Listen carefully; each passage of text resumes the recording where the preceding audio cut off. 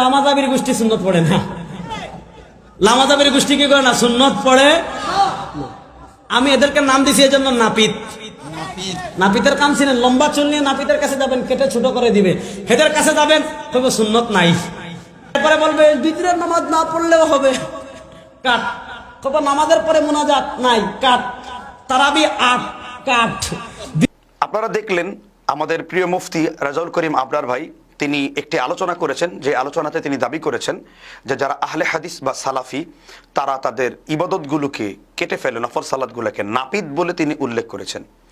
আমরা তার এই কথার উত্তরে বলবো, কখনোই আমরা কোরআন কারিমের নীতির খেলাপ করব না। আল্লাহ সুবহানাহু ওয়া তাআলা কোরআন কারিমের মধ্যে বলেছেন, ওয়ালা তাস্তাউইল হাসানা ওয়ালা সাইয়্যা ইদফা বিল্লাতি হিয়া আহসান। মন্দ আর ভালো সমান নয়।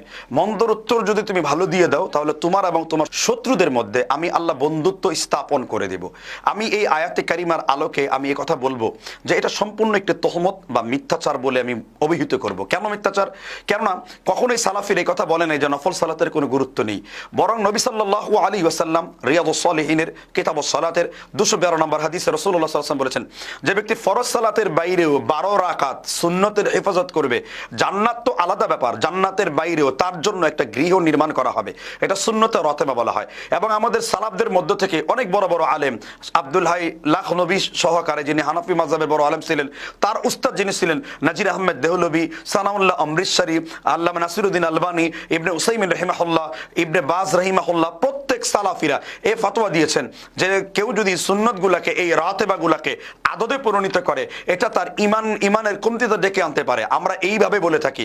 আমরা সুন্নতের ব্যাপারে অত্যন্ত মনোযোগী রয়েছি। বরং আরো অভিজ্ঞতার আলোকে দেখা যায় যে যারা মসজিদে ঢুকলে পরে 2 রাকাত দুখুলুল মসজিদ নামাজ না পড়ে তারা বসে পড়ে, অথচ আমাদের মধ্যে সুন্নতের জিন্দা রয়েছে।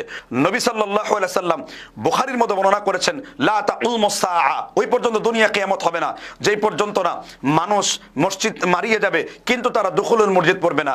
আমরা জুমার দিনও, জুমার পূর্বে আমরা এটাও বলে থাকি, দুখুলুল মসজিদের পরে খতিব তার খুতবার মিম্বারে ওঠা পর্যন্ত যত বেশি সে নফল নামাজ আদায় করতে পারবে। তাহাজ্জুদের ব্যাপারে, তাশতের ব্যাপারে, এমনকি প্রত্যেক নফলের ব্যাপারে আমাদের ভুরি ভুরি কিতাব রয়েছে। আমাদের সকল সালাফরা তাদের সালাতের বই লেখার সময় এগুলোকে গুরুত্ব দিয়েছেন, এবং আমাদের আরবের সালাফরা, ভারতের সালাফরা প্রত্যেকে গুরুত্ব দিয়েছেন। সুতরাং আমার কথা হলো, 2-1 ব্যক্তি বিশেষের ভুল আমলের পরিবর্তে গোটা একটা মানহাজকে প্রশ্নবিদ্ধ করা, এটা কখনোই ইনসাফ নয়। আমি মনে করি আপনাকে সতর্ক হওয়া প্রয়োজন, কেননা আপনার কথা গ্রহণযোগ্য হবে। আপনি যদি সকল মুসলমানদের কাছে ভালোবাসার পাত্র হতে চান, তাহলে আপনি তহমত না দিয়ে দলিলিক আলোচনা করুন, পর্যালোচনা করুন। আল্লাহ সুবহানাহু ওয়া তাআলা আপনাকে হেফাজত করুন। আমি আপনাকে এখানে কটাক্ষ করে গরিবের আবু হানিফা, গরিবের তাকি উসমানী ইত্যাদি বলে সম্বোধন করলাম না। আমি আমার প্রিয় ভাইকে সম্মান করে বলছি, আপনি ভালো করে সালাফদের বই পড়েন, তারা নফলের ব্যাপারে গুরুত্ব দিয়েছে, এবং যারা আসলে আল্লাহকে ভয় করে তারা প্রত্যেকে নফল সালাতকে জিন্দা করে।